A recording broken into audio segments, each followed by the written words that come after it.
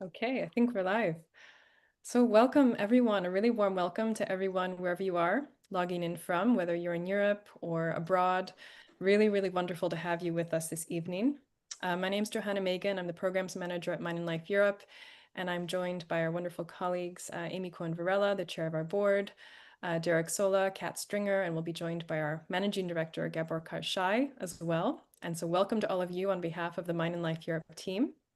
Tonight is the third installment of the Arts Enaction series at Mind and Life Europe. And for those who are joining us for the first time, this is a very special series of online programs featuring live encounters with renowned artists and creators from around the globe, opening up a dialogical space for thinking through questions of process, praxis, and the philosophies that drive their creative endeavors.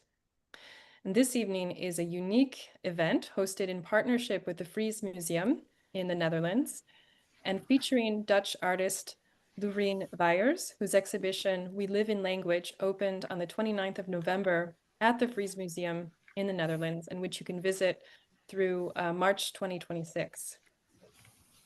So before I give you a brief rundown of the evening, I'd like to introduce our guest of honor, Louwrien Wijers, for those who don't yet know her and her wonderful world of work.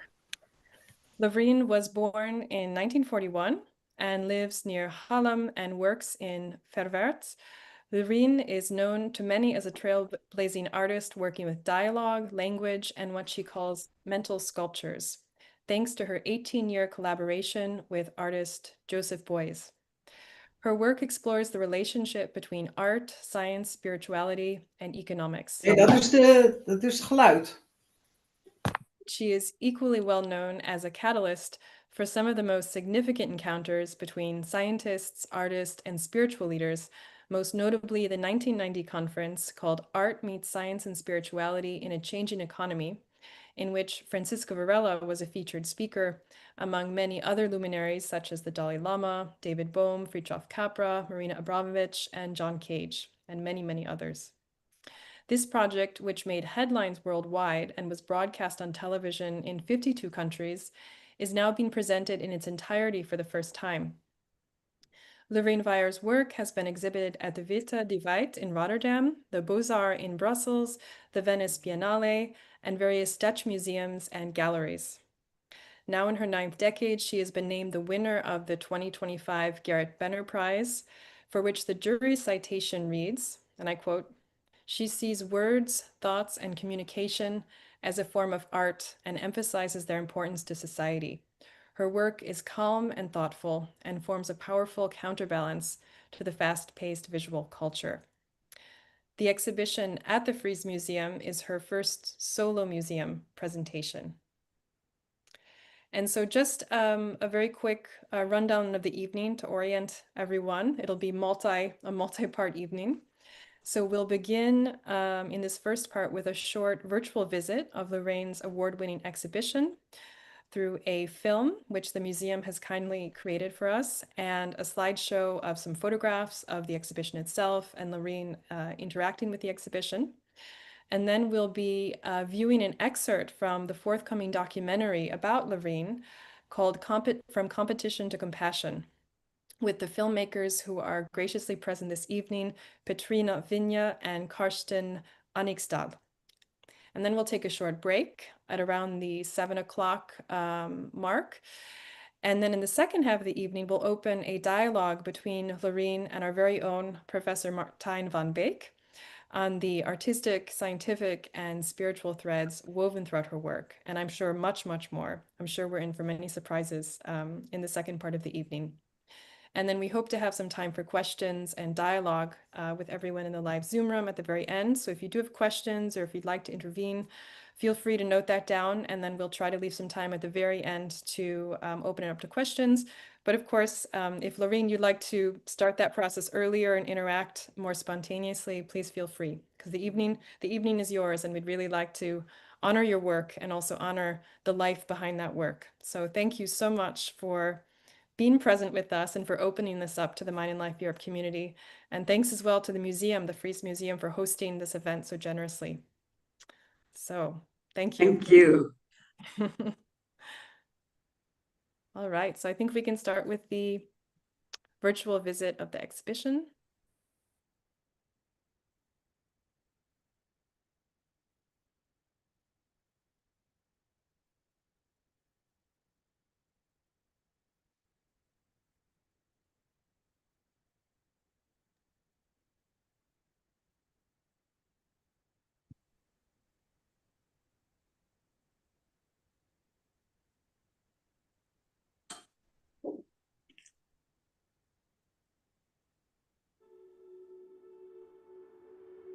Ik kijk naar taal als het meest belangrijke dat we hebben.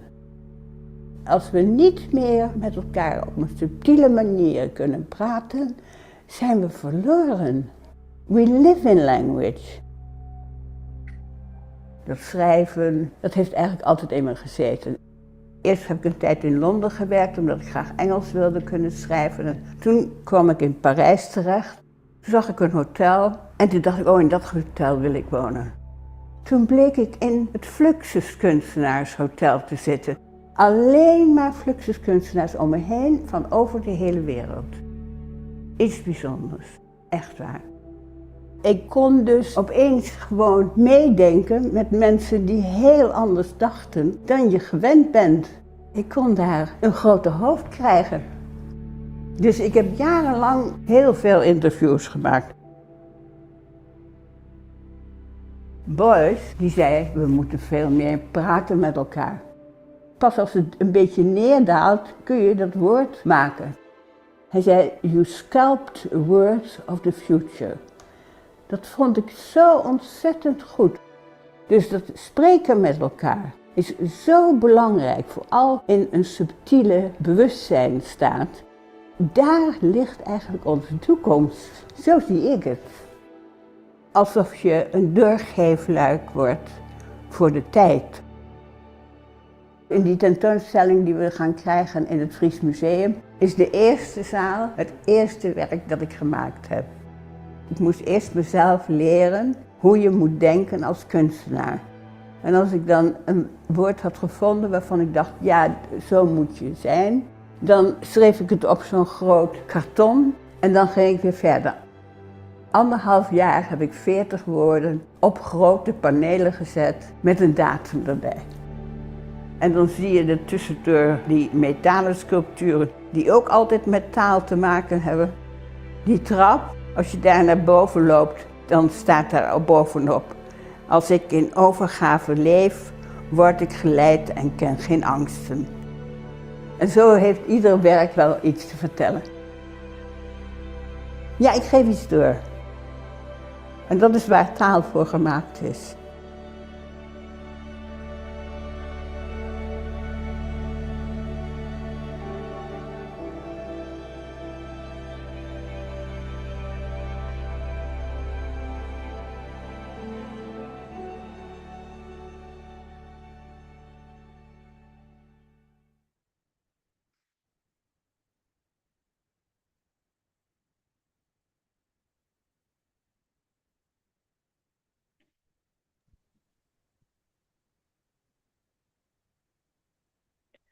So maybe if, I don't know if Louwrien, you'd like to say a couple of words before we start the photos of the exhibition, or shall we just show some of the photos?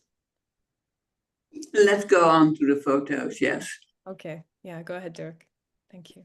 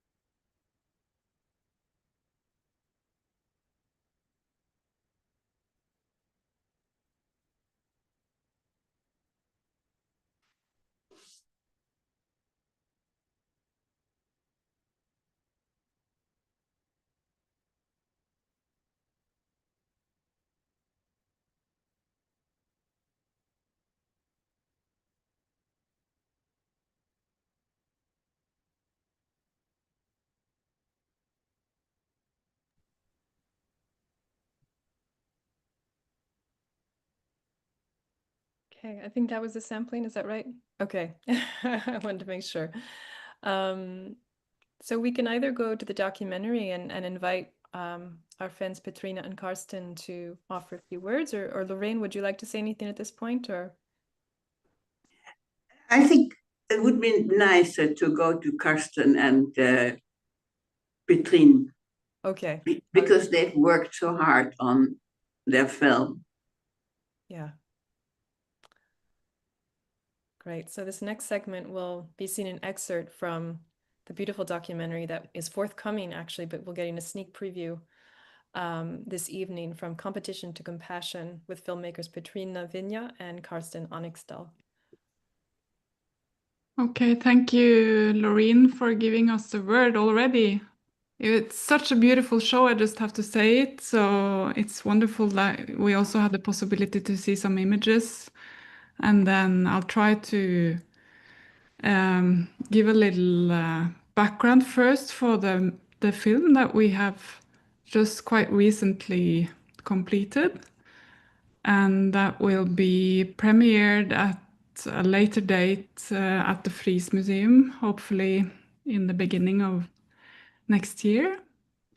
The film has its title from one of the, I think Louwrien describes it at the very essence of her Art Meets Science and Spirituality in a Changing Economy conference, project, or mental sculpture. And this very essence is from competition to compassion. And we have made a 50 minutes long essay film or slash documentary that we have worked on over the last 2 years. We feel extremely privileged to be allowed into the archives and working space of Louwrien, and with the invaluable assistance of Egon Hamstiegel as well. And also we have had music made by Mercedes Montemayor, who is currently a PhD fellow at the Artistic Research Program of Musical Composition at Stanford. So honoring her as well. And then I think maybe I will come back to saying a few more words after we actually watch the film. So Carsten, if you could please just share. It's an excerpt that lasts around 8 minutes. It shows the very beginning of the film.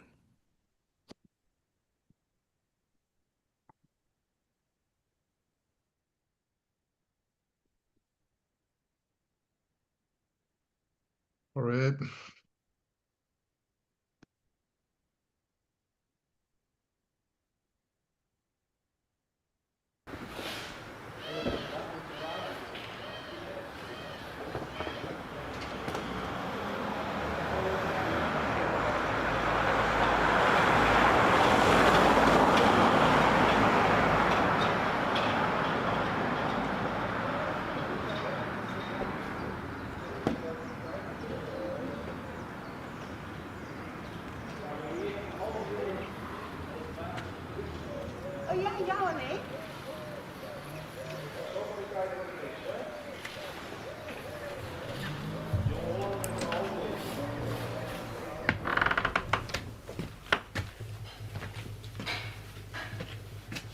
If you think about creativity, then creativity in the first place has no shape, no form, no word. It is just an inspiration. So whether you make work with words or material, it is in fact exactly the same.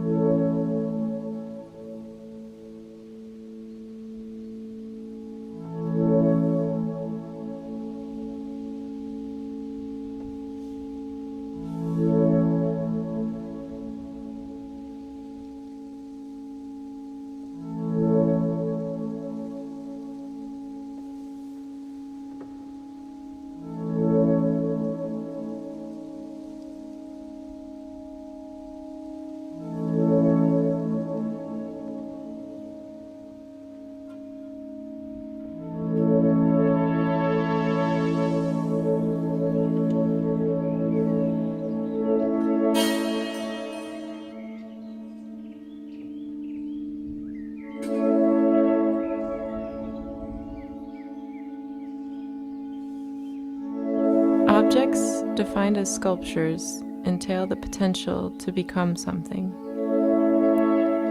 to be formed, to give form, to embody an intention through volitional action. Sculptures are plastic. They are receivers of form, but they also have the capacity to disobey every constituted form. Hence, sculptures are a refusal to submit to a model.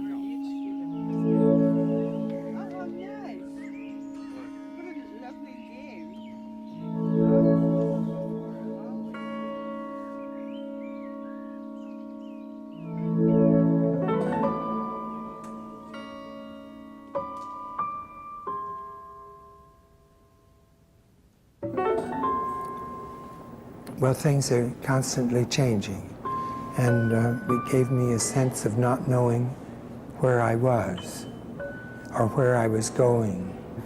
Not being in a firm, known spot is part of is an idea now in the air. Chaos is such a misunderstood word. You see, for many people, chaos means disorder.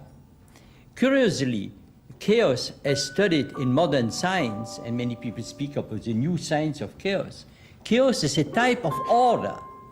It's a type of unstable order in which the temporal sequences are very complex. The postmodern mind is a mind that has no comprehensive view of reality, and it is taking its cue from science, which has no imageable view of the way nature happens. The conversation is about the fact of the reality of the society as we see it now on the table, presented by people who are quite capable. We have people who risk madness by trying to make themselves good people.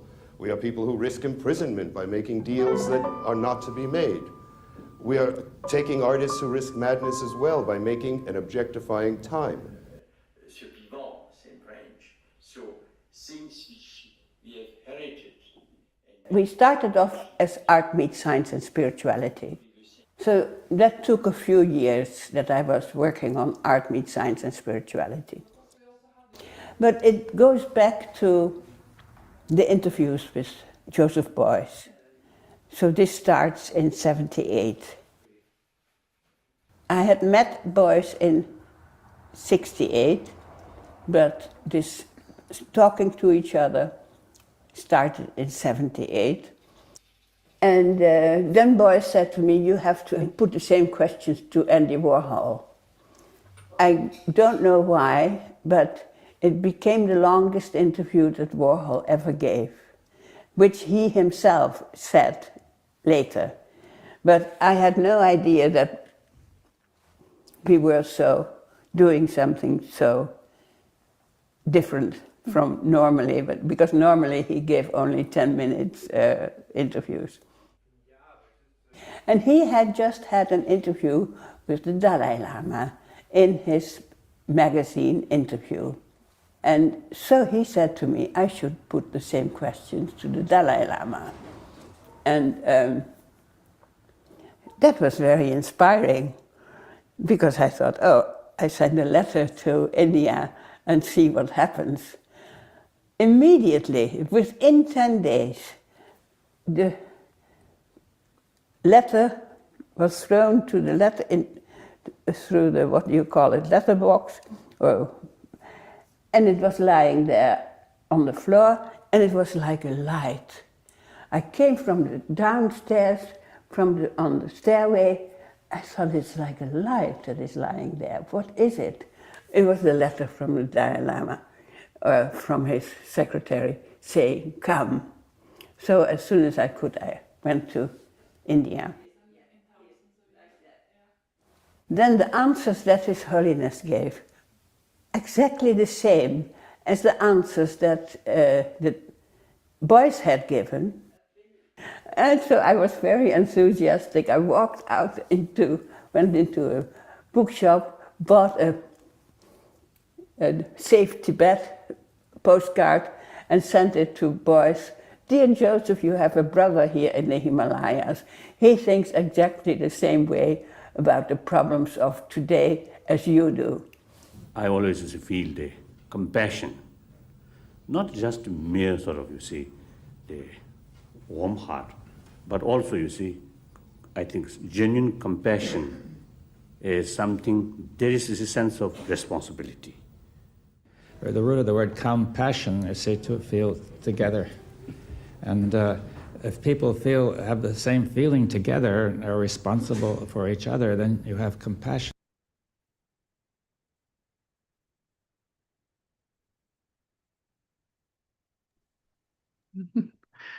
Okay. Beautiful. Louwrien hasn't seen it yet, so you have only seen very few minutes. So it's also a big surprise for you, I guess. Beautiful. Anyone has a comment?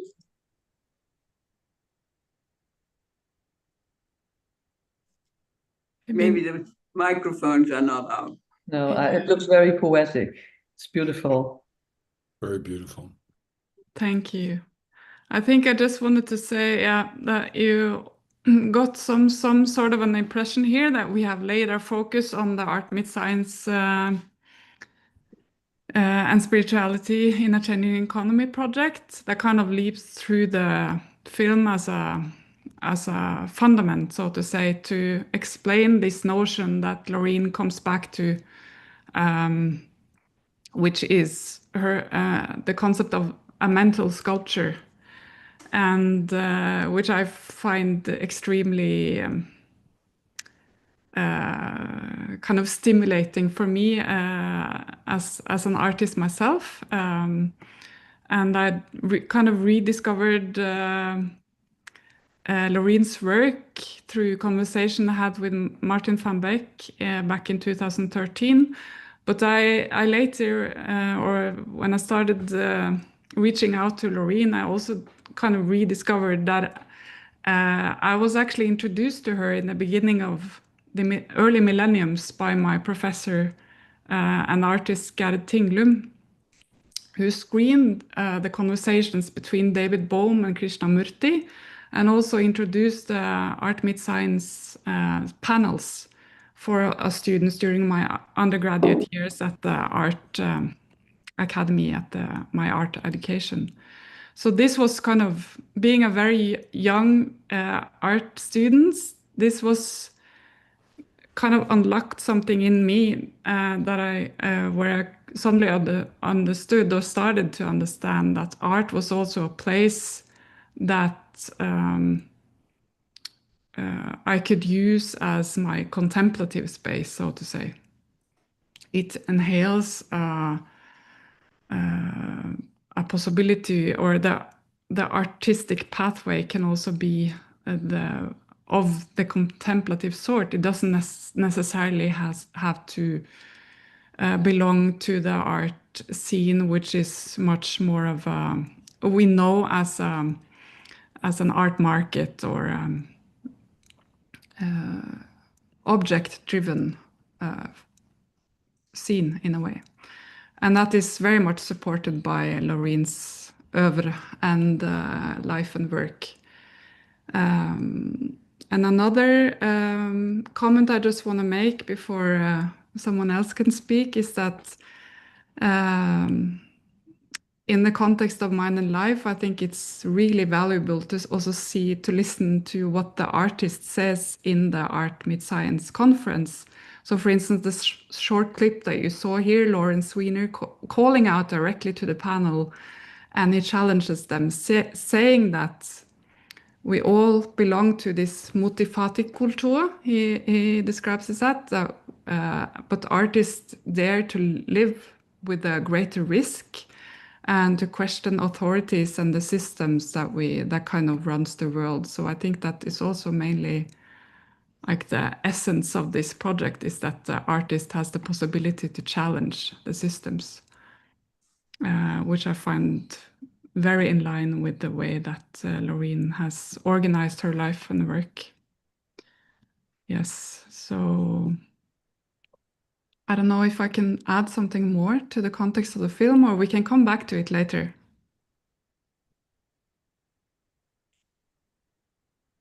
What does Johanna say? Yeah, feel free if you want to add some more context, because after this we'll open it up maybe for a dialogue with Martijn, and that'll be more focused on Louwrien's work and the exhibition. So please add more now if you'd like.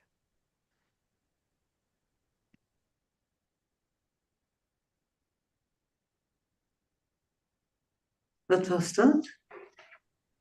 Do you have anything to add, Louwrien, or how do you relate to the?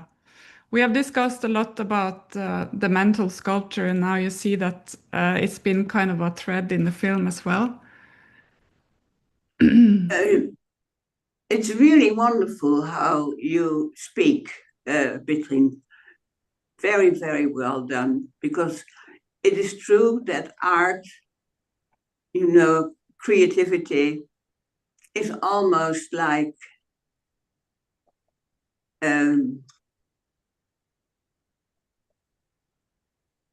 religion, or what do you call it? What is a better word for it? We are, spiritual, maybe. No.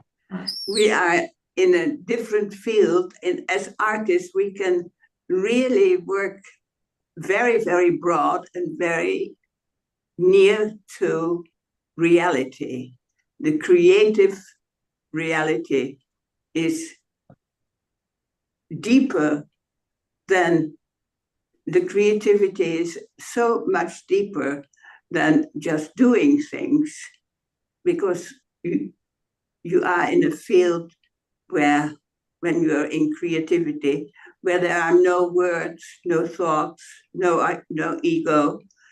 And Beuys says, then the words sculpt themselves into your mind and come out later. And I think you have felt that through Petrine, and you're on your way. Yes, indeed. I think your concept of the mental sculpture, and of course it builds on the words, the knowledge from Joseph Beuys with the ideas that sculpts himself inside your ear, is what you have said to me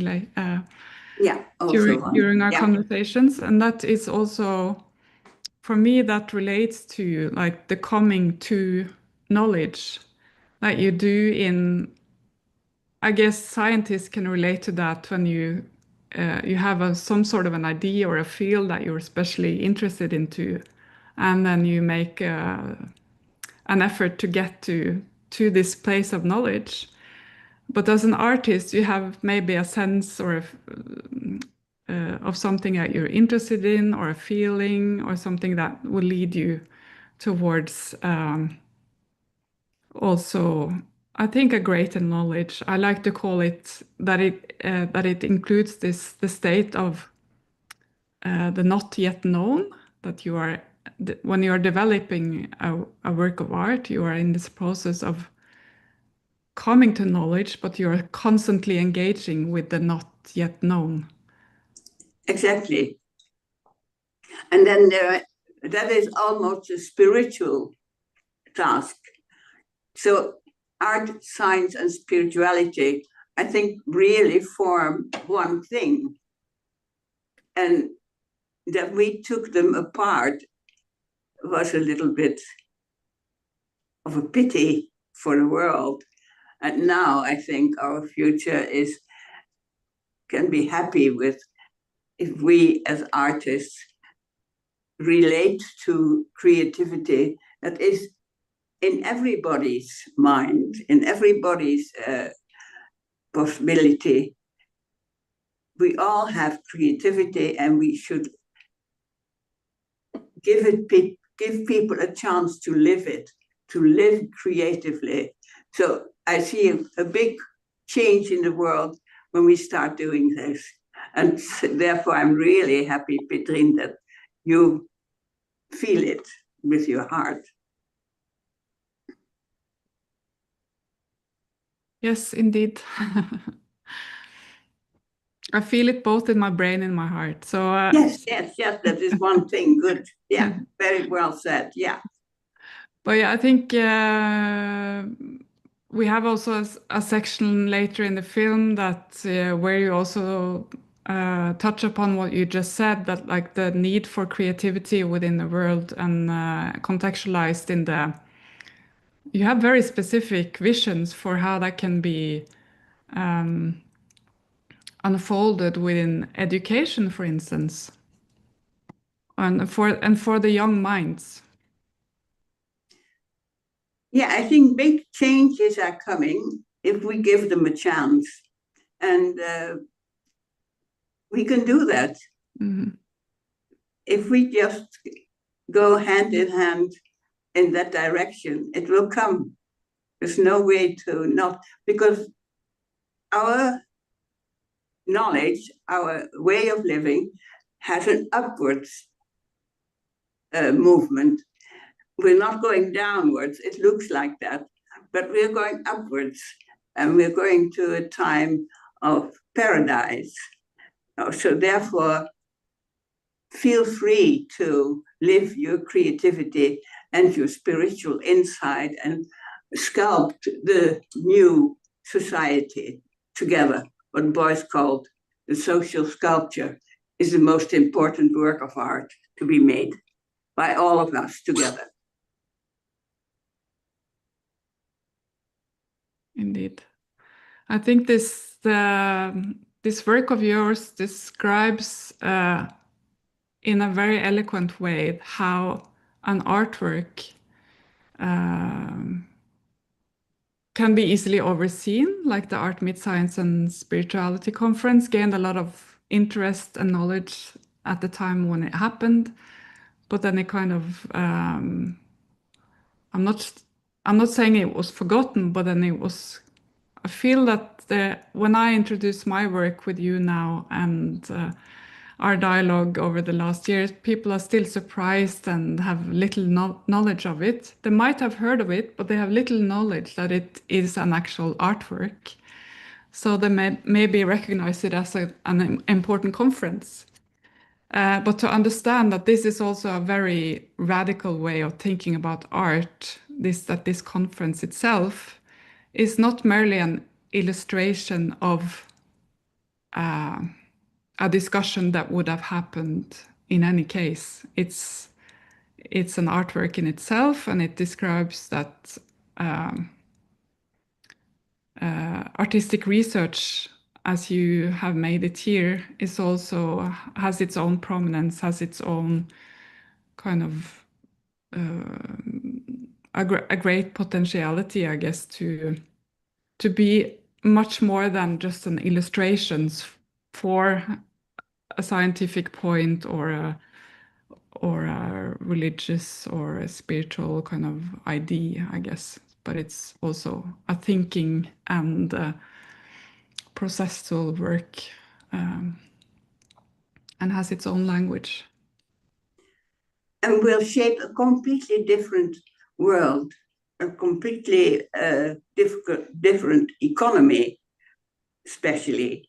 Because but I don't know how far we can go in our talk, because Martijn is also coming. But yeah, maybe we should save some of your points for the discussion later. But it's a great start, because the art side is not my strength. I mean, Petrine is the artist. I'm the anthropologist and mind and life person. So I think this was a really good way of. That's very sweet of you, yeah. Yeah. And if there's more that you would like to ask or bring up, Petrine, I think you should just do it now. And we have plenty of time. I don't know, Carsten, is it anything that you would like from your hand? I mean, I have worked with Carsten in one film before, and we have now started making films together. So this is our first release, and we have several others in the pipeline. But it's very an enriching project, because I think we have the same sort of understanding of what the how the art is a contemplative space for us, and that you have this very unique language, filmatic language, and I know you have a lot of thoughts about that. Yeah, but so that's my approach. Like, I'm a filmmaker, so like approaching this, I wouldn't say topic, but like getting to know this world. Like Petrine is so involved in this and been working with it for years. So I was just learning along the way, and it took me quite a long time before I kind of got the grasp of it. And I wanted to be considerate towards the kind of the spirit of the film, how to convey or how to portray Louwrien and her work in a little bit of a contemplative matter. Like you mentioned the poetic, which is, I think, is important to give it some space, like give the words some space to breathe, so you can actually think about it and processes during the screening. Yeah. So, but I don't know. It was a difficult process, but that's just a feeling, right? It's not something you can really calculate, or it's gonna be as long as it's gonna be, and it's gonna take the time it takes to say all these things, right? So you can't quantify these matters. So that's kind of my approach as a filmmaker. So me and Petrine was just trying to find a way. We kind of started earlier with me working on a project she had, which was a good experience, and we kind of found out that we have different approaches to the same topics or the same things. So that was very interesting. Like, what do you call it? Yeah, I'm just trying to find the word here, but never mind. Yeah. Yeah, I think it's just that the message you have and the vision synergy. you have. Yeah. Synergy. That was the word. Right. Yeah. Yeah. And the message you have, Louwrien, and the visions for your work, but also for the world, is so poignant. It's also dense to sometimes. So that's kind of the whole idea, is that we give it space, and it's been a joy to work with, and then we don't know what the future brings, so we will continue to see where it leads our continuing dialogue. I think that's a way to sum up this part of the evening. Very nice, Carsten, to hear you speak. I think you've gone through a good experience together.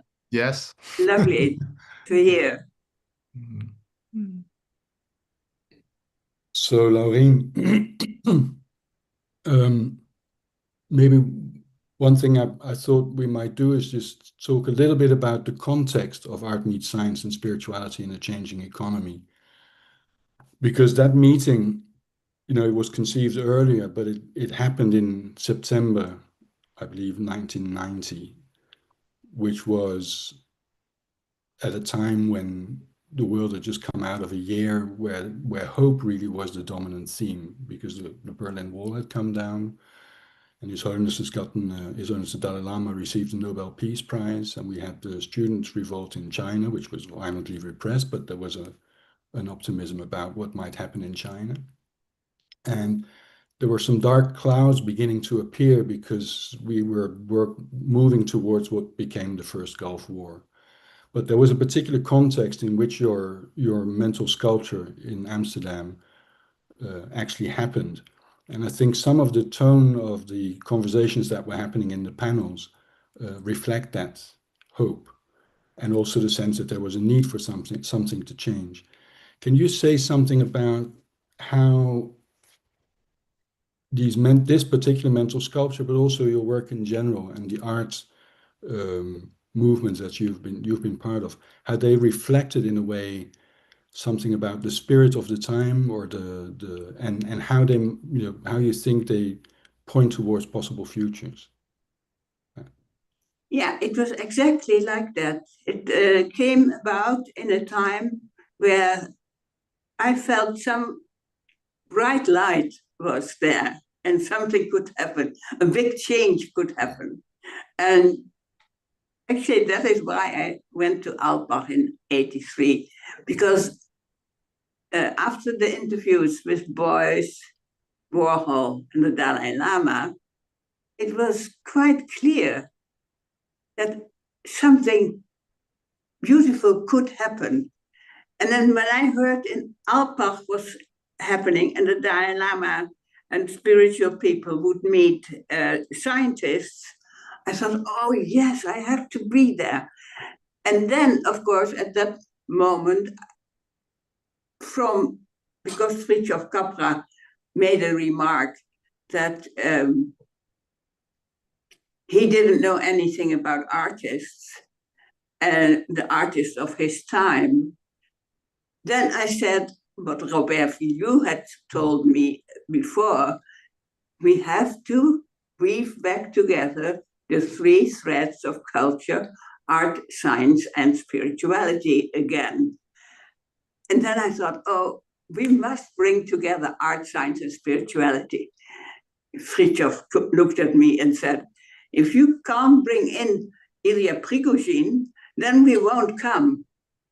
And indeed, Ilya Prigozhin has that broad feeling for art and science and how it fits spiritually. It is just too good to be true when you hear how Prigozhin speaks and thinks. So yes, from there, following the time up to '89, from competition to compassion came out of the panelists that we were interviewing for Art Meets Science before they came. And they came up with that slogan, from competition to compassion. And I think also that is a very beautiful sign. Yeah. Yes, it was really existing, that atmosphere of, oh, we can change the situation. Yeah. And just for people who don't know, Alpbach that you refer to was this meeting called Andere Wirklichkeiten, Other Realities, which was a similar kind of event where particularly scientists and religious leaders, including His Holiness the Dalai Lama, were brought together to talk about the need for a new paradigm for science and sort of, the dawning of a new age, as it were. And that was where David Bohm first met His Holiness the Dalai Lama. No, they had met before. They had met before. Oh, okay. But it was where Francisco Varela for the first time met the Dalai Lama. That's right. Right. And you interviewed him right afterwards. I interviewed everyone. Yeah. And also I interviewed Francisco Varela. Yeah. So for Francisco, it was the seed for what then became the Mind and Life dialogues, which the first one happened. And the first one was in 1987. So in a way, there was a parallel movement. Yeah, there was a parallel feeling. Yeah. But deeper in me, I thought that the science had found a new way. Yeah. And just as art had found a new way around 1880, science had found a new way beginning 1900. And why are we not doing it? Because it's there and people have seen it and recognized it. And why are we still going back? I won't say the terrible word war, but it is getting back to that.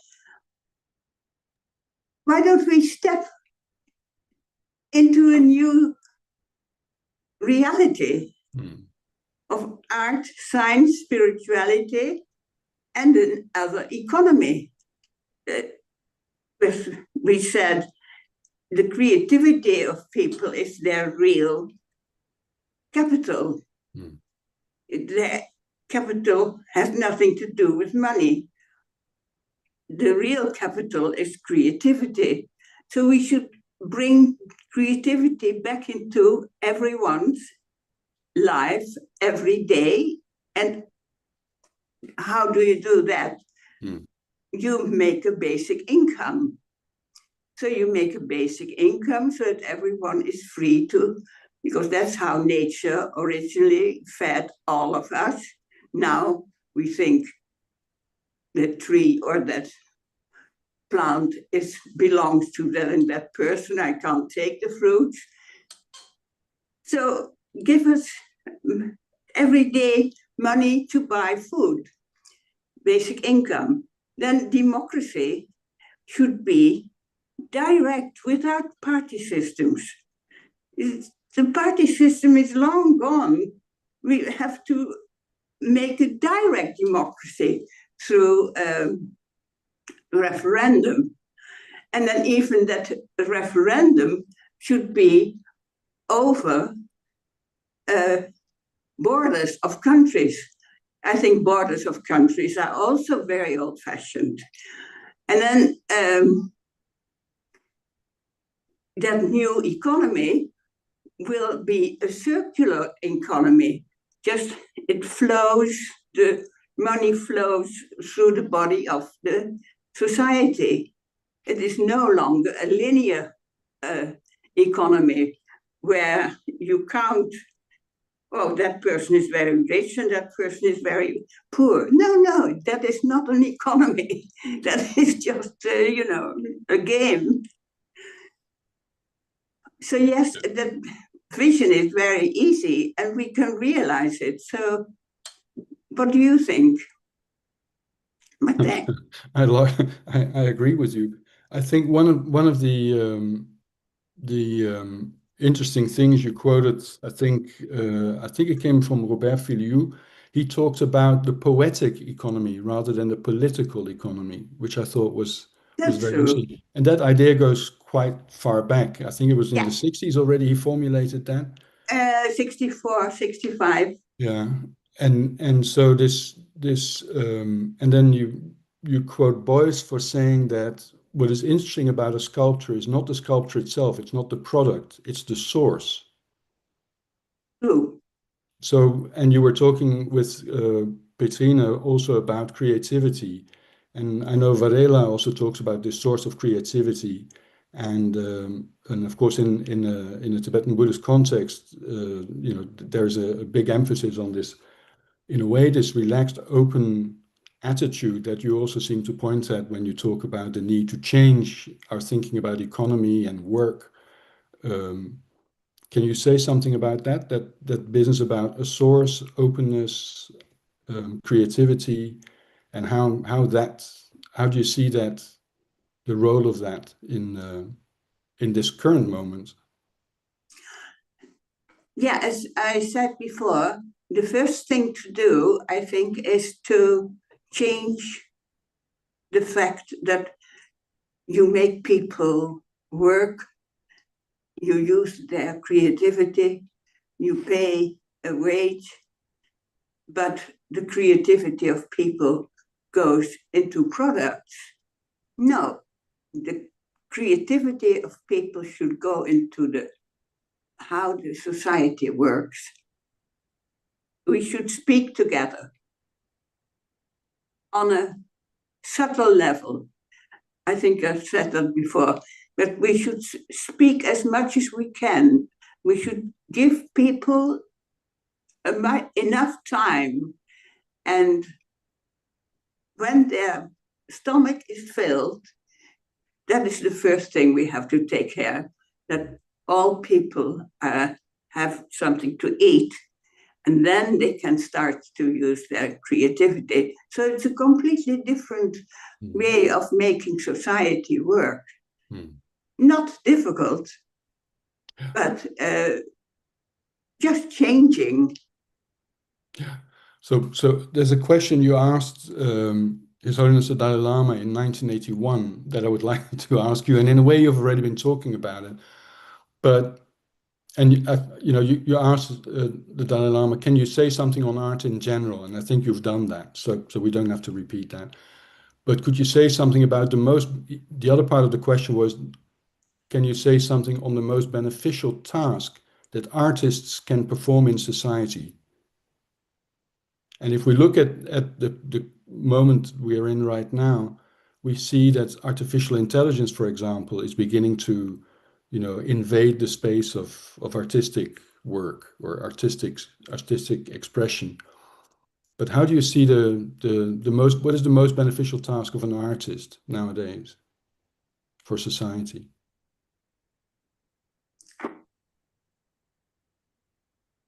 Without art, no society can exist. So the most important thing is that we all see our creativity and the value of it. It's the biggest value there exists in this world. So why don't we put more emphasis on it? Why don't we give it back to people, the creativity and art? Because we've made art as if it needs to fit into society. Art doesn't fit. Art is about new ways of thinking, new ways of making people happy. Because, of course, the warm heart that the Dalai Lama is giving us is the basis. And how can we make a society where many, many people can feel warm, loving kindness with each other? I think we should dialogue a lot, and understand each other. One of the headlines for maybe the title for your exhibition also is "We Live in Language." Yes. Right, which is a quote that you took from Francisco Varela from an interview in connection with the 1990 Art Meets Science and Spirituality in a Changing Economy meeting. Varela, I found the quote in the book, and he says, if I just repeat that quote so people know the context, he says, we actually emerge and arise within language. Yes. Language doesn't belong to you, to me, or to anybody. Language, in fact, exists like air. It is a medium in which we all exist. And it is not that we actually learn language, it's more that language learns us. It's very intimate because myself and yourself have exactly the same source. Yet we human beings continue to exchange language as if it were just a process of communication. But from this point of view, communication is in fact constitution. It is being who you are. And so, for him, language is much more than a medium of communication or the exchange of information. And he says, in a way, the language is what makes us who we are. And I guess is that why you chose that quote for your exhibition? Or can you say something more about that? Yeah, that whole idea of language, of course, it is such a big subject because there's so many languages. If you now think of Audrey Tang, she's one of the people who understands what is happening in our world today. She asks you to first learn the language of the person you're going to see. How does that person speak and how does it formulate questions? So language is something that I think we have forgotten, really. We've forgotten how important it is, how we communicate in language, and also how we can, if you want to communicate with people who have a different language, how we have to make ourselves be able to understand that person. So I think language in itself is something that we should work on. And not just let everyone speak English and think that they understand each other. Because it's very, very hard to speak a language that you didn't learn as a child. You know, as a child, you learn a language much easier. I think I'm now 84. It feels like sometimes very difficult to speak English. I'd much rather speak my own Dutch language because it's so much easier. But anyway, that whole idea of language, I think, is something that we have to look into. Mm. So if there's anyone who wants to say something to open the dialogue. Yeah. Sorry, not to put the camera on. It was just what you were saying was reminding me of a really interesting artist, Jerome Ellis, who has a stutter, and he talks about the way in which the disfluency of his stutter can actually be productive. So perhaps in challenging you this evening by your having to speak English, that can be almost like a artistic enterprise and allow you creativity in your formulations that then generate new thoughts. Do you think? I don't understand what you're saying. Oh, sorry, hang on. So you were talking about, we think about the difficulties of speaking in a foreign language. Oh, yeah. Sorry, yeah, I'm right sideways, like upside down world. Yeah.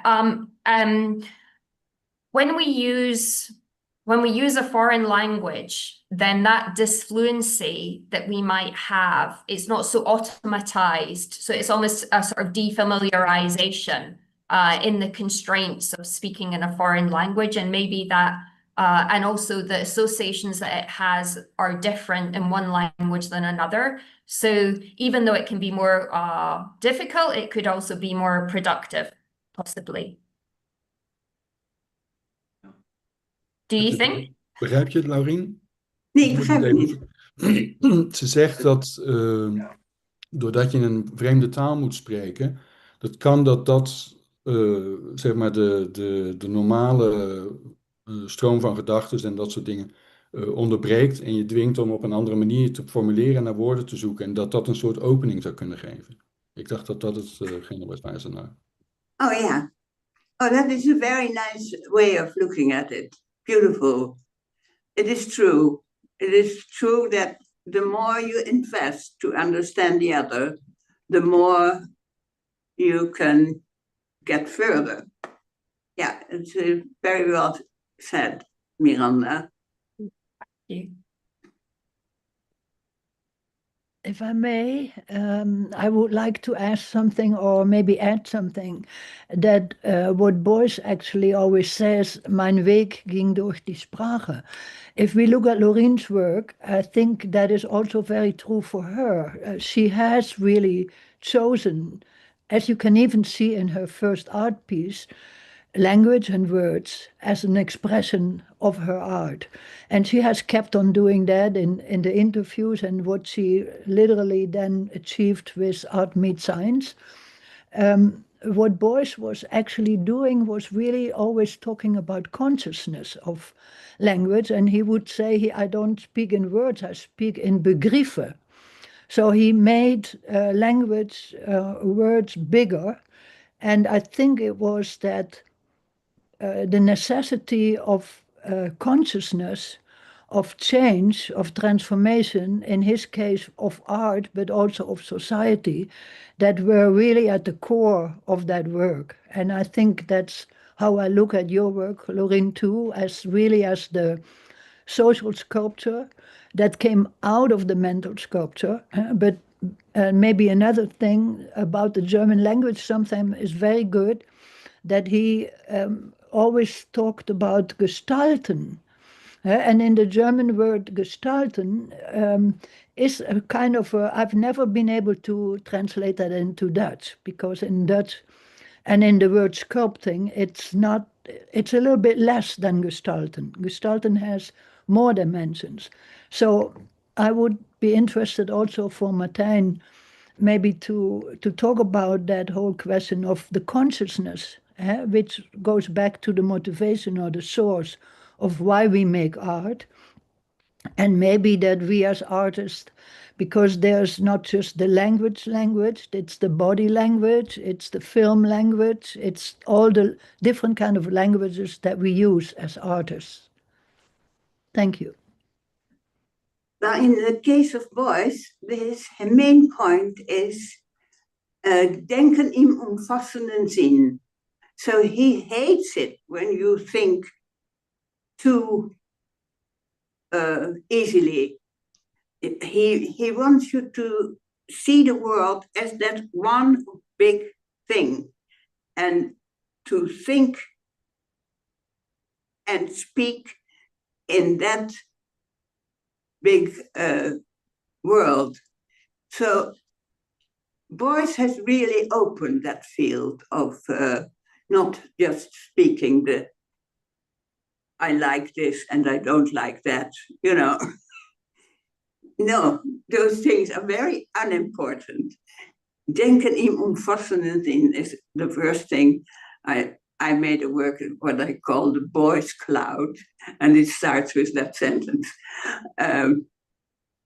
So the big thinking, that is where the language comes in also.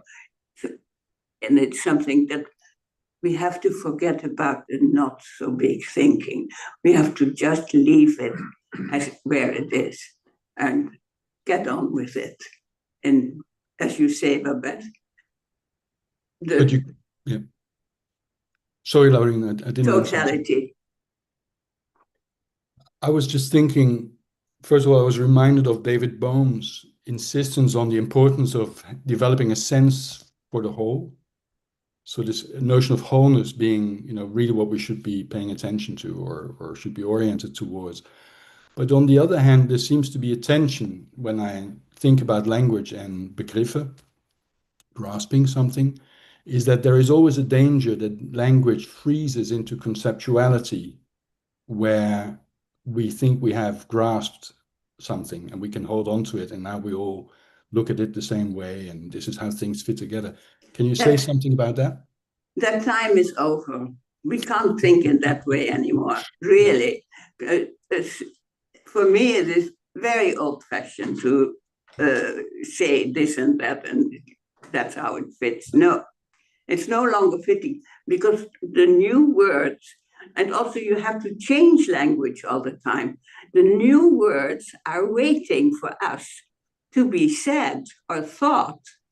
So, you know, don't think that language helps you, because language is what makes you.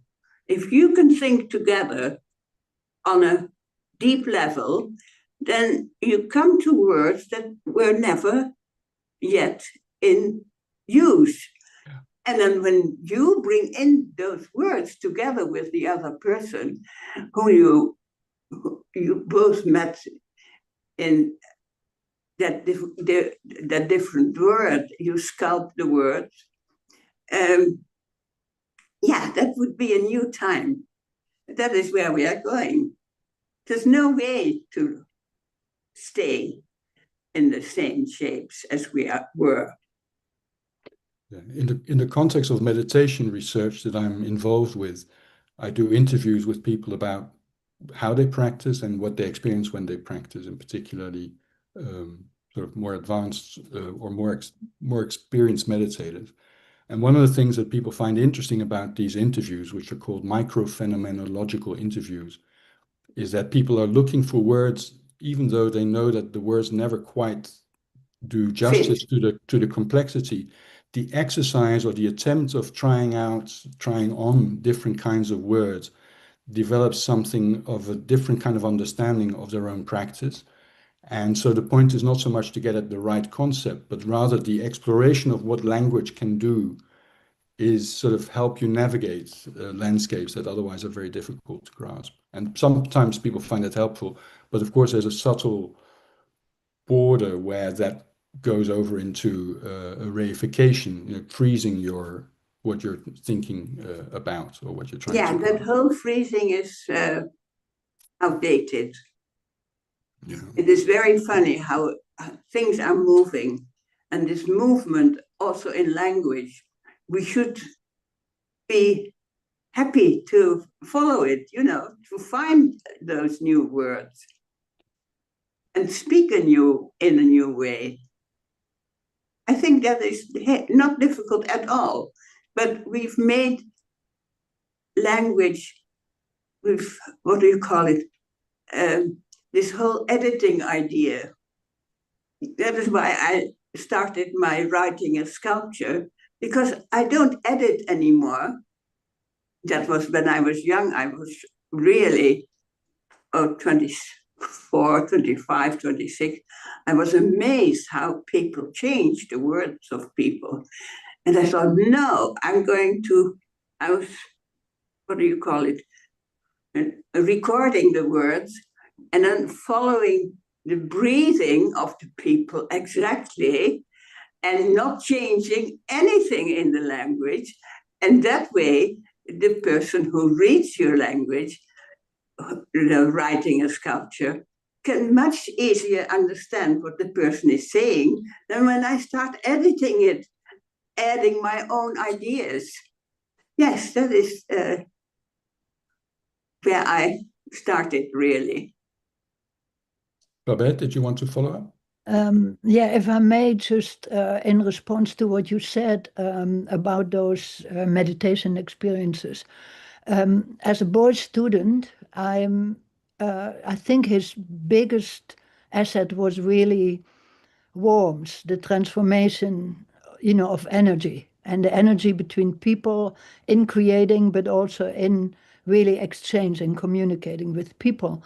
In terms of what you said about those experiences for meditation, which I practice myself, I think it's interesting to go back to what Petrine said also, that she referred to as the not knowing. Those of us who all are practicing know that, to go beyond the conceptual language.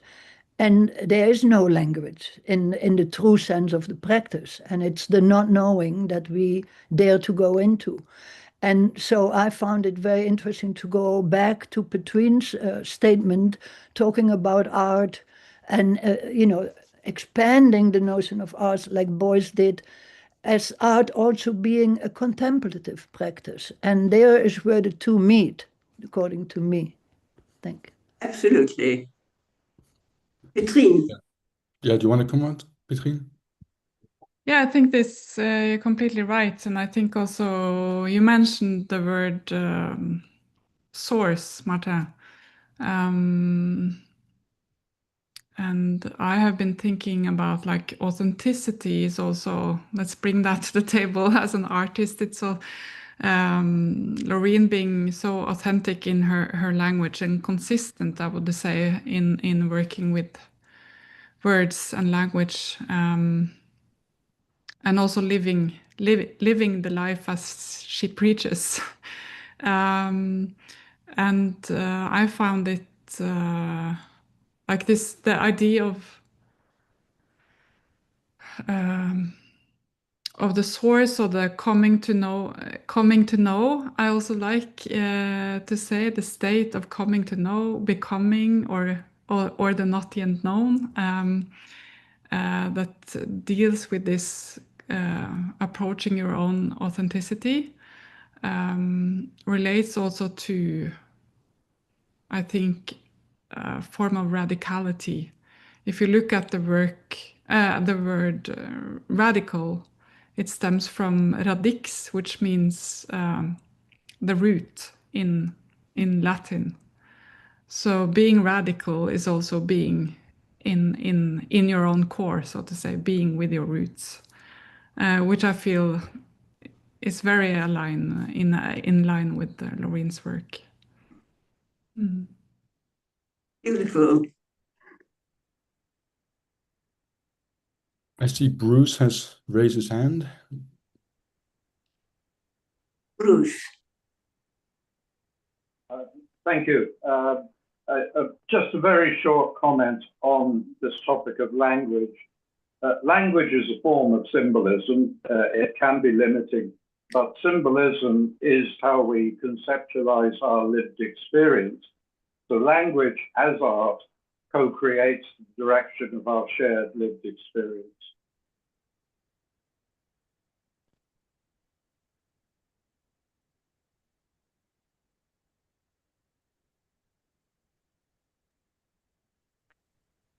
Thank you, Bruce. Did you want to comment on that, Louwrien or Martijn? We've got another question as well.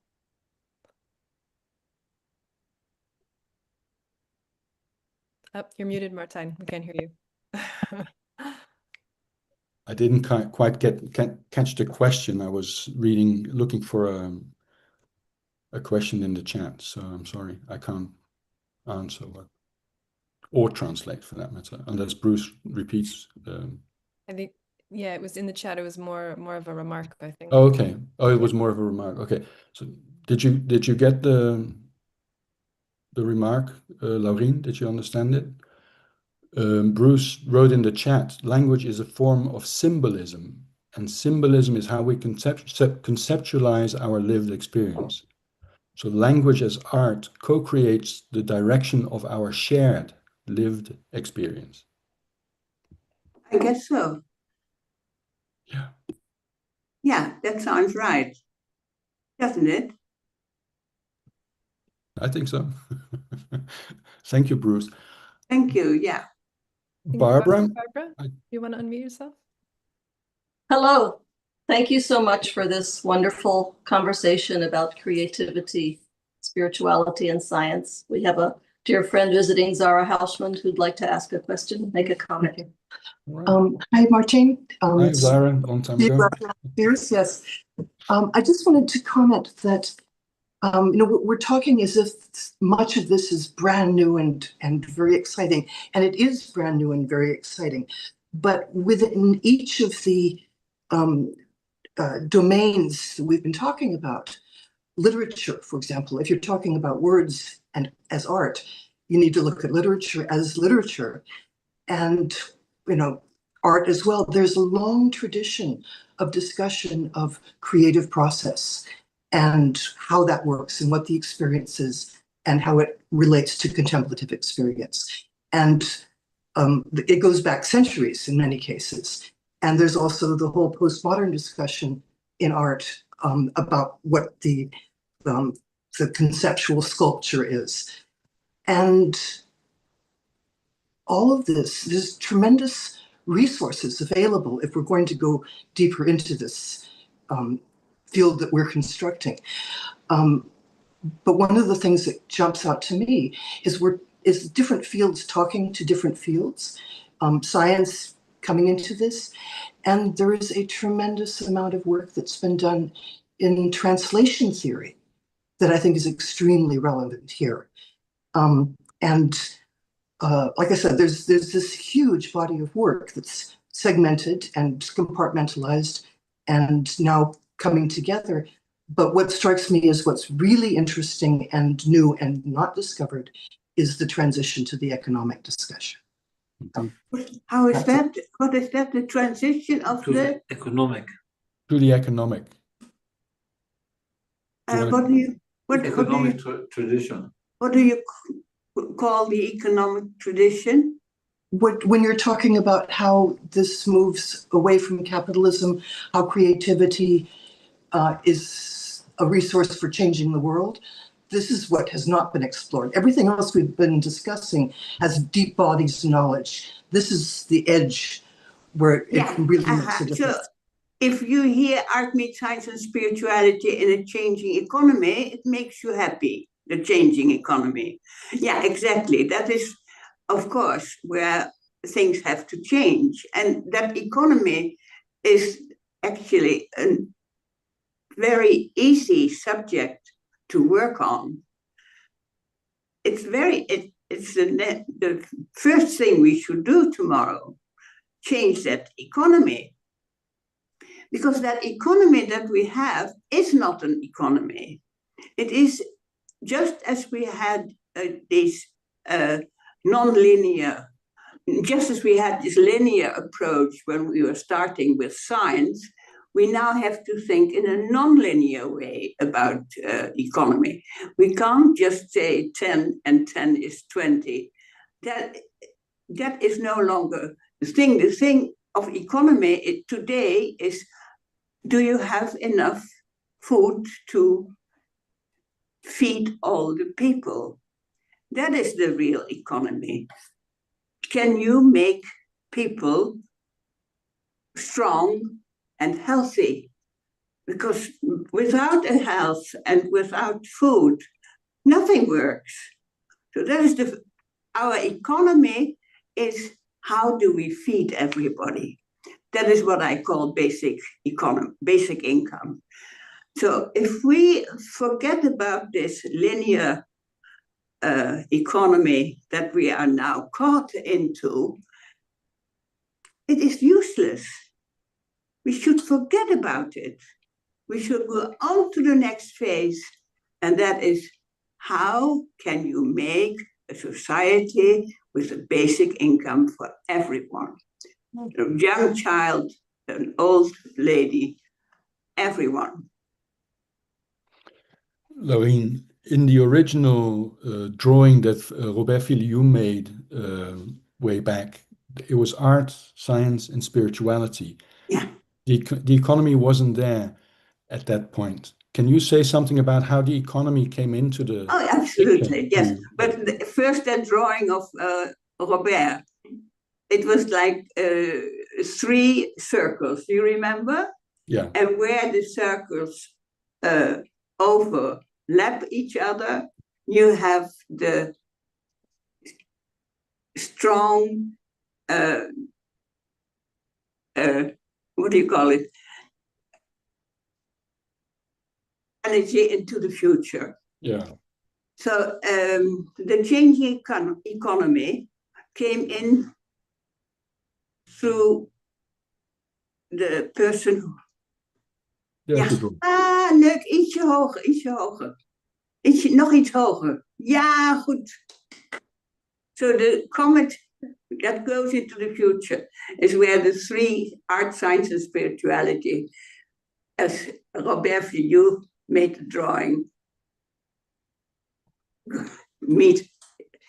Then the economy came in because the person who became the head of the foundation that we needed to make for art, meets science, and spirituality, he had a teacher, and the teacher said, if you don't change the economy, you can speak about art, science, and spirituality, but you will never get into the change. So he suggested it. It was Van den Brink is his name. And he suggested it, and he was in his 90s when he said it. So I was very happy that he came up with it. And you'll read his words in the books that we have on art, meets science, and spirituality in a changing economy. So I think art, meets science, and spirituality in a changing economy really already show a new way of society. And I'm very, very happy that we could make that. And so many people have worked for it. One of them is Egon. Without Egon, it wouldn't have happened. But many, many people helped to make that thing. And I think it has a value for maybe a long, long time. I mean, it's interesting. It's 35 years ago, right? 36 years, 35 years, 35 years this year. And so, 5 times 7 is always good. And it's interesting that there is so much more, that it's now having coming back into focus. As Petrine was also saying, it seemed like it had fallen a little bit out of people's consciousness. Although in the Mind and Life context, at least, of course, Amy and other people who knew Francisco and the history of Mind and Life, there it's always been, an event that people have been aware of. But it looks like there is some of the fruit of that initiative maybe are now ready to be harvested, and maybe also the current crises in the world call for a more radical rethinking that does something else than just thinking about political economy, but brings in this notion of poetic economy and the importance of the arts in this kind of conversation. I see that Enrique Rivera has had his hand up for quite some time. Maybe we should ask if he would like to ask a question or a comment. Enrique Rivera. Thank you very much. First and all, I want to thank this conversation. It's so beautiful, enlightening my day. So thank you very much. I'm here in Santiago de Chile, and I just wanted to point one interesting thing that it could be also for the group and a threshold for a genealogy for this conversation, because there is something that happened in 1972 here in Chile, and was and connected to the economic concern that I think that it's so important in this context. Salvador Allende was proposing a new economic system parallel to capitalist and communist, and they call it the fourth world. And it's so interesting because the fourth world was this idea that the first world, the capitalist, the second world, the communist, the third world, the underdeveloped, and the fourth world was the one that knew and learned from the First Nations a way to understand economically our society without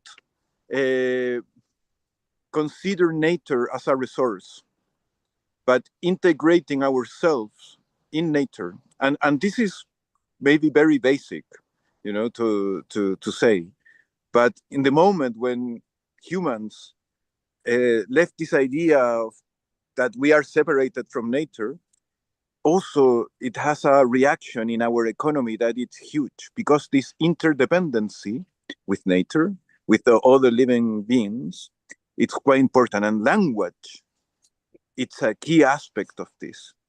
And something that I wanted to maybe provoke for the conversation, it's also the possibility to understand language with other species, and not just between humans, but and not just with animals, like language, the communication that we have with fungi kingdom, with a seed, for example, with minerals, because completely agree.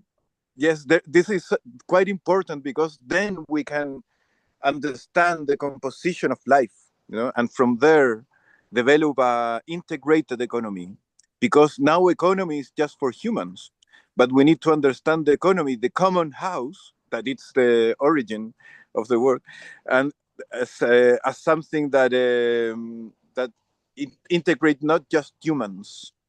This is quite interesting in that from arts and philosophy. For example, I think that it's very interesting to understand the work of Donna Haraway in that sense, or the Chilean. Let me bring the Chilean artist Cecilia Vicuña, that it's working with quipus, that it's this not the system of language of the Incas, that they were counting the stars or the ships, because they didn't have a written language, but they used the geometry, colors, to narrate stories, to trespass the wisdom to other generations. So internet, Martin, when he was saying which is the consequences of artificial intelligence, it's so important, because we are living in this alteration of language.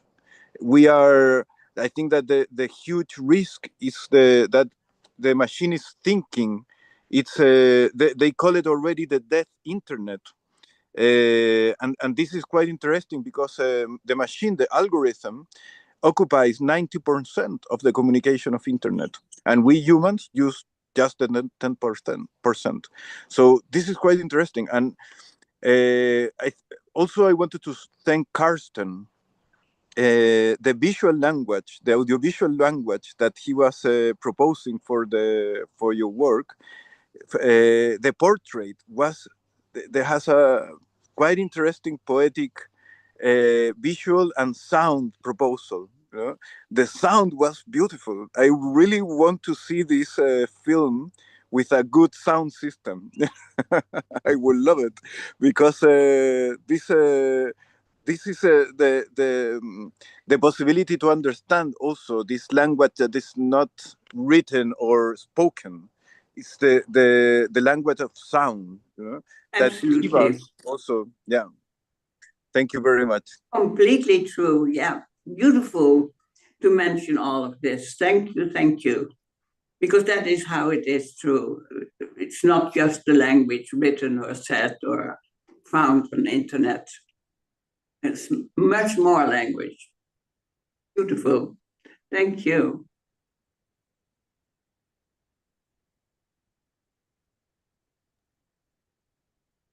So I think we're going to have a 5-minute break just for everybody to have a moment. A 5-minute break. Yeah, and then we'll continue. Is that okay, Louwrien? Ja, tuurlijk. Maar we zouden tot 8 uur nog doorgaan. Oh, leuk.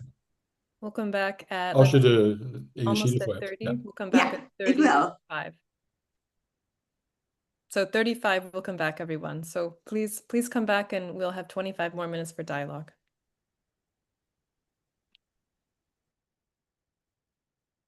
Oh ja, je kunt nu ontspannen. Je kunt de video uitdoen.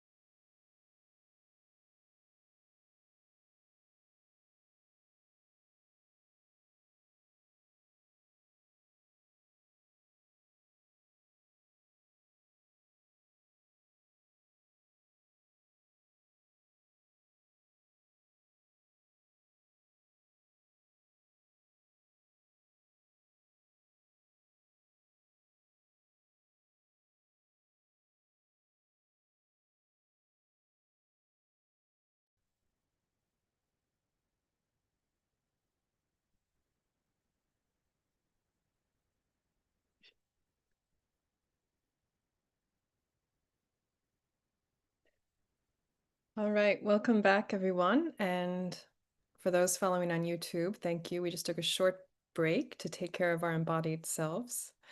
So now we've got about 25 more minutes to continue, if you're willing. And so again, the floor is open for questions and dialogue, and of course, continued exchange between Martijn and Louwrien.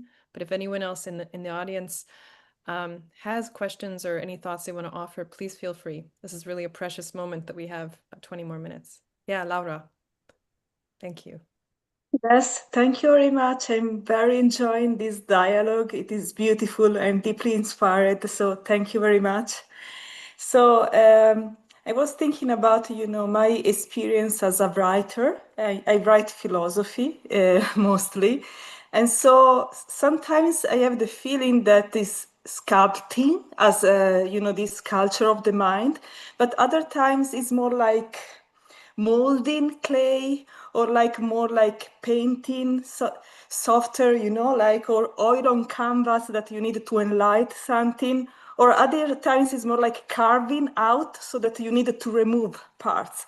So I was thinking about, this texture, this feeling texture, and of languaging, And so my question for you is, how do you relate to this emotional and affective dimension of languaging and writing, the different, nuances and experiences that we can have when we really try to bring forth these new words, new language?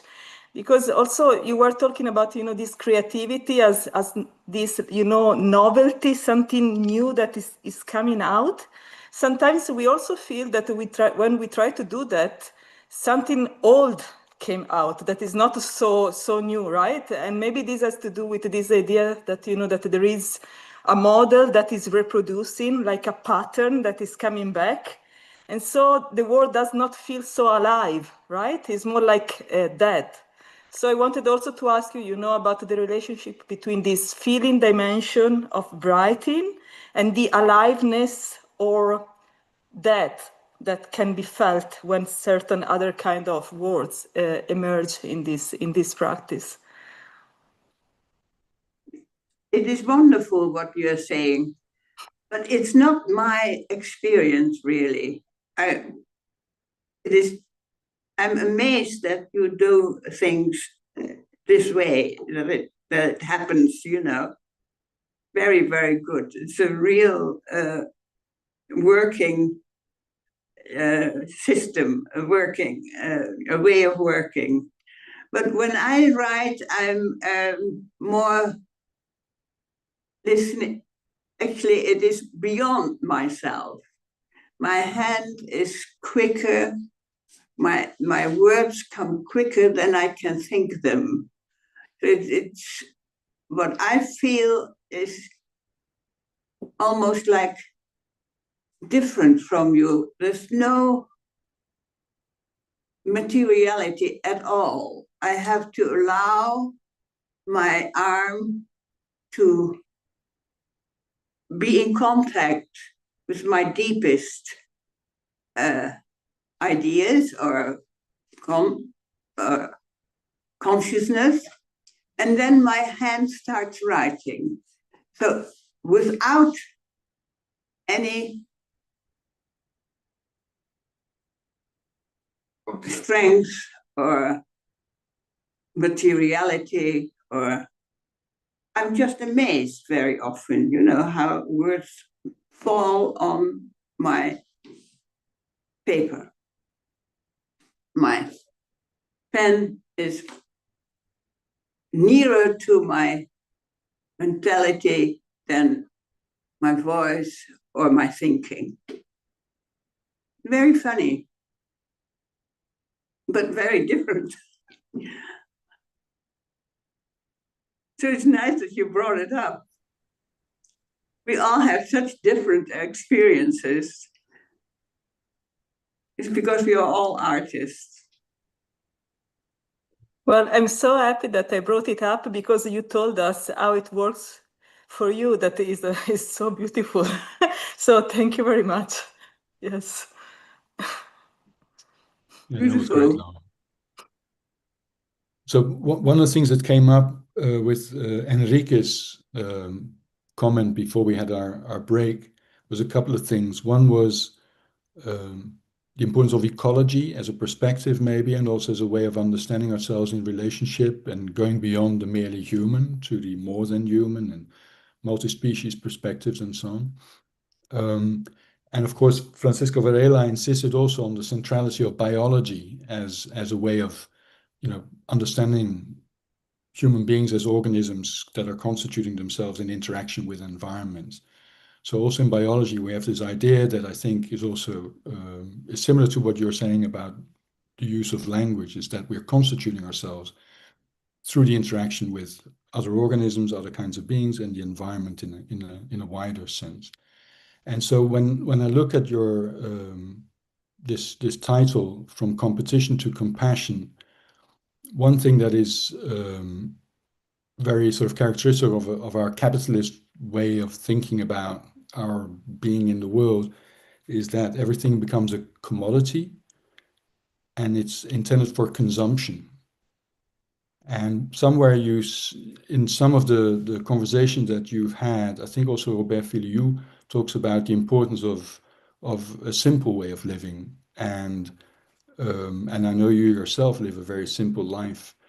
And in a way, there is a way in that, maybe in that sense also, there are some similarities. If we look at the connection between art and spirituality and this way of being in relationship with the world, that maybe in some sense, monastic life has declined in our world. The value of a contemplative life in a monastic environment has kind of been lost largely, not entirely. Of course, there are parts of the world where it's still very important. And people like Thomas Merton already talked about this in the 1960s, that many monastic structures had become rigid and just rules and have lost their deeper meaning. Do you think could it make sense, or does it make sense for you to think about the life of an artist? And I know you say everybody is an artist, but a life of artists being like a contemplative life. A contemplative life, like a spiritual life, a life in... Of course, that is the only way.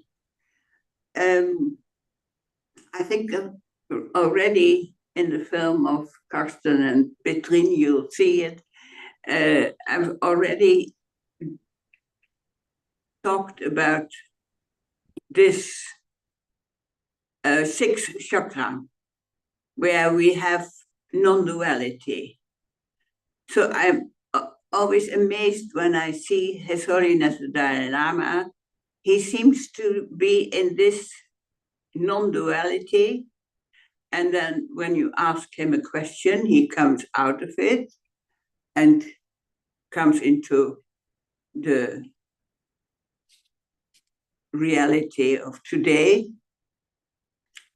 And then he goes back into it.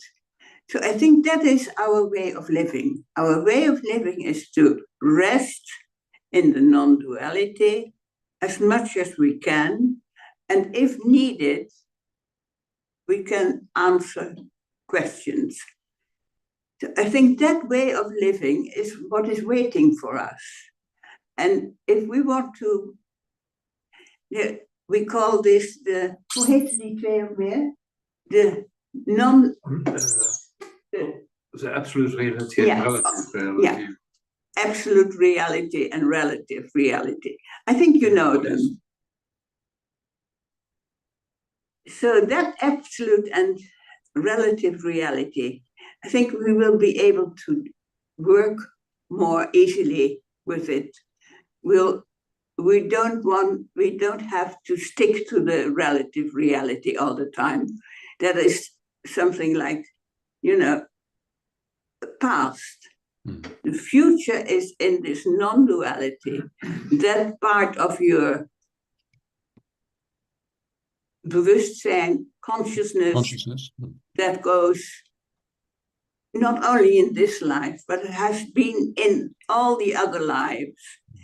So that is always with you, and it has, in Buddhism they say, every person alive has been your mother. So how long have we existed? And that part of from here to the seventh chakra, the sixth to the seventh chakra, that is actually our life. That is what is alive during the night, where we get new ideas. That is what is always with us and has always been with us. So I think we'll more and more understand, and especially Enrique, I think, he understands already. We're very near to that way of life. Very, very near. And I think we're already there. Many of us are waiting for it. Thanks, Laurie. So I have another issue that comes up in many of your conversations with artists and with scientists and economists, business people, and so on. One thing that comes up in many of these contexts, and also quite prominently in your interviews with Francisco Varela, in connection with the Art Meets Science and Spirituality in a Changing Economy meeting, is that for this kind of transition to happen, the kind of transition that you're talking about, and that, you know, we know there is a large number of people that have this similar perspective or the same perspective, they emphasize the importance of education.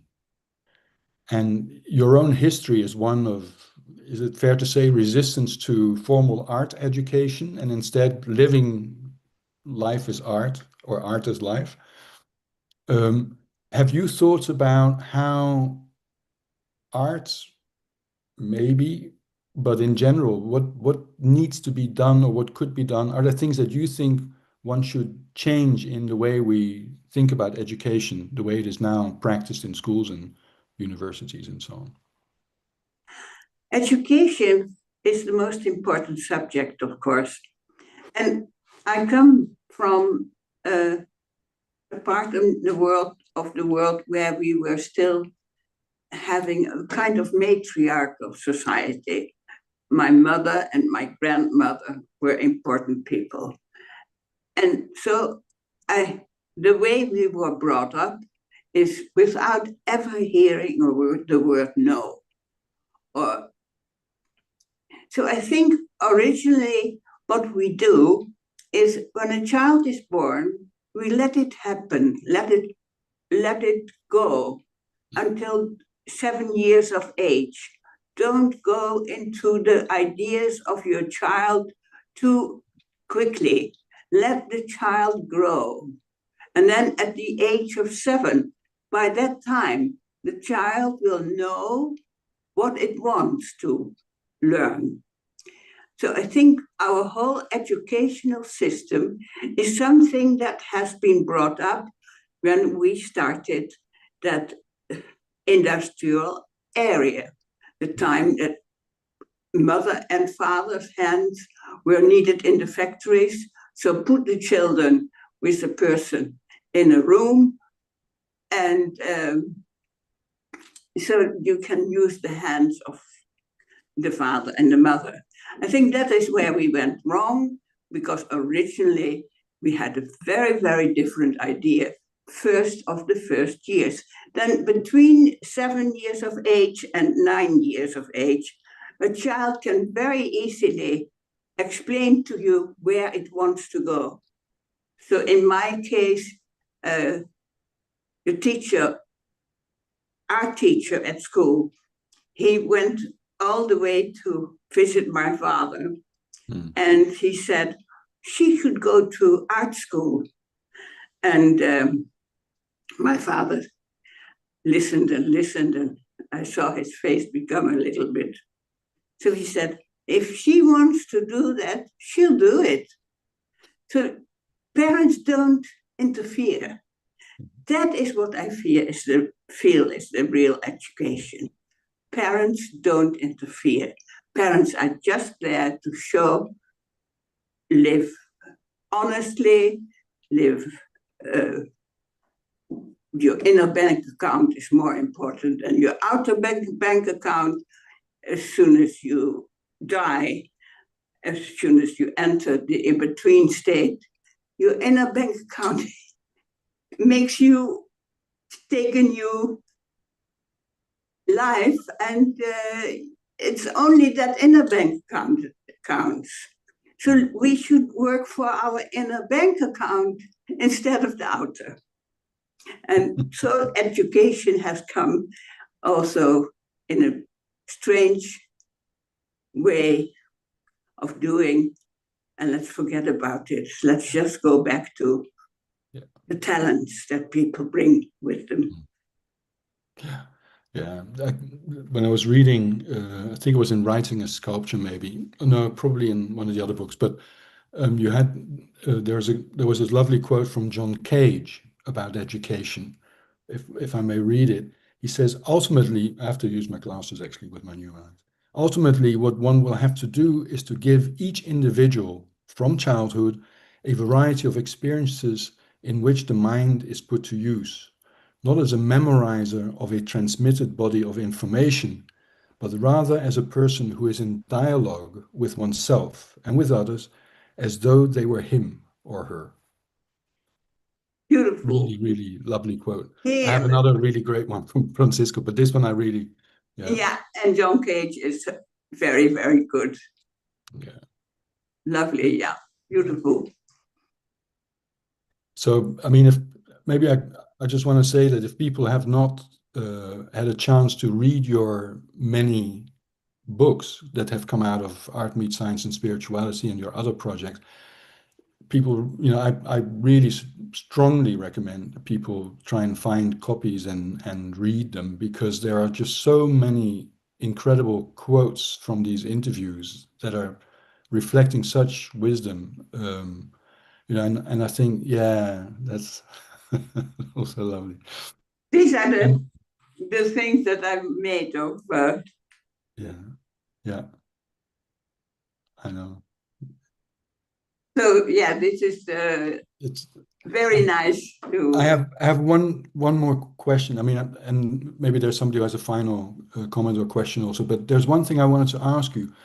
I noticed something when I was reading, reviewing your work again, and you have all these texts where Louwrien Wijers talks to so and so, or so and so talks to Louwrien Wijers.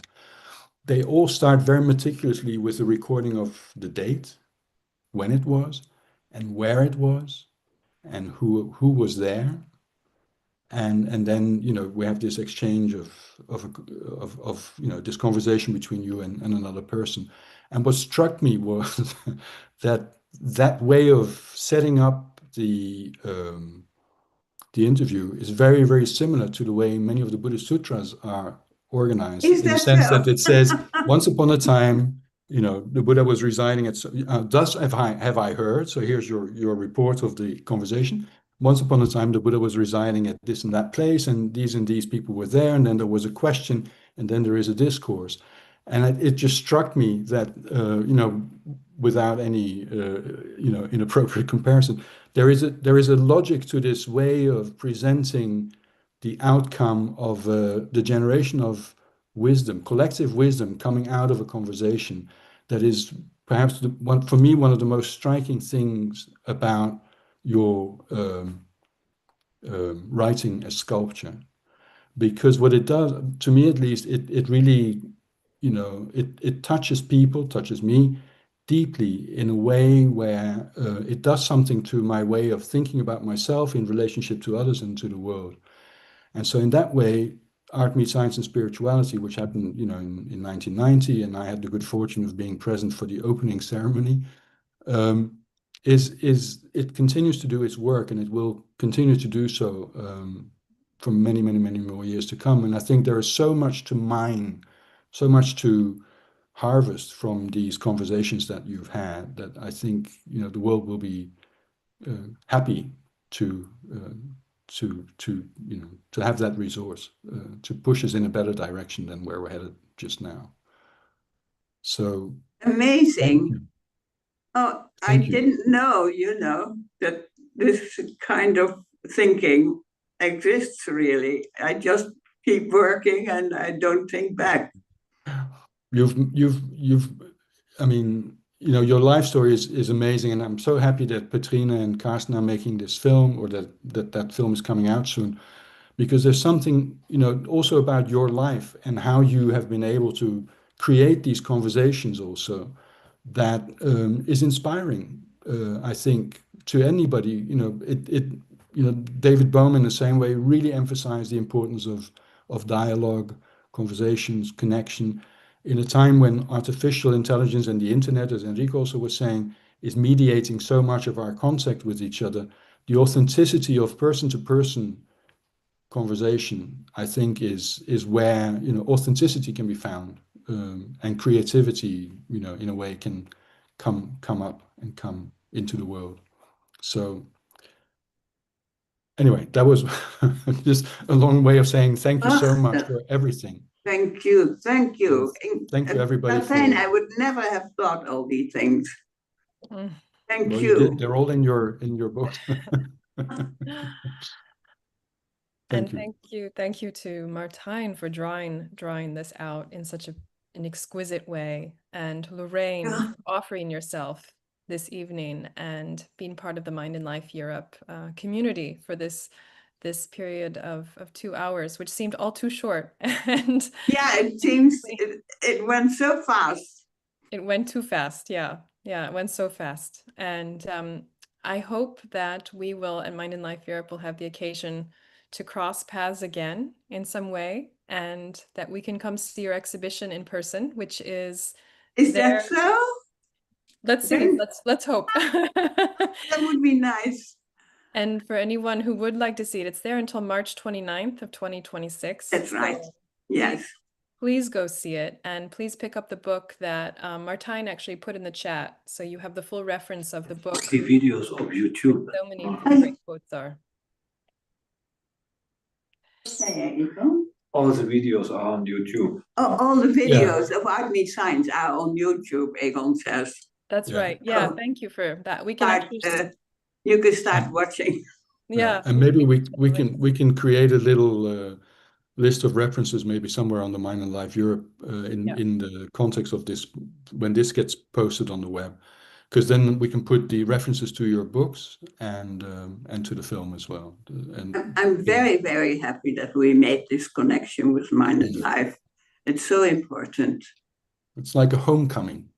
Yeah, it's homecoming. or actually, it's paths that crossed back in 1990, crossing again in a very nice way, I think.